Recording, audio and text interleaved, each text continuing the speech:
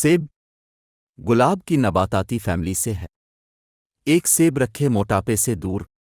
सेब का शुमार गुलाब के ख़ानदान में होता है, इसी तरह जैसे आलू बुखारे, आड़ू, खूबानी और चेरीज़ का शुमार भी इसी नबाताती फैमिली से होता है। ये फल रूमी सल्तनत के दौर में जर्मनी पहुंचे थे। इससे पहले ये वहाँ काश्त नहीं होते थे। हज़ारों बरस पहले सेब की काश्त ईरान, यूनान, आर्मीनिया और वस्ती एशिया के इलाकों में हुआ करती थी।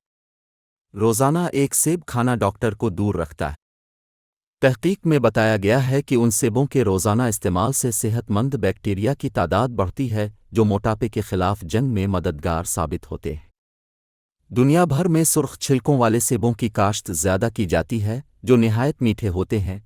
इसके अलावा ऐसे सेबों की काश्त की जाती है जो जल्दी ख़राब ना हों और देर तक खाने के काबिल रहें। और तिजारती किसान अब एक ही साइज़ के सेब उगाने की कोशिश करते हैं ताकि उनकी पैकिंग में आसानी रहे। बेहतर यह है कि सेब को शीरे में भिगोकर ना इस्तेमाल किया जाए, इस तरह इसका कुदरती विटामिन सी ज़ाय होता है। अगर कीन में महफूज सेब खरीदें तो यकीन दहानी कर ली जाए कि इसमें इजाफी शुक्र शामिल नहीं। पाकिस्तान में अब नामियाती काश्तकारी को फ़रोग़ मिल रहा है।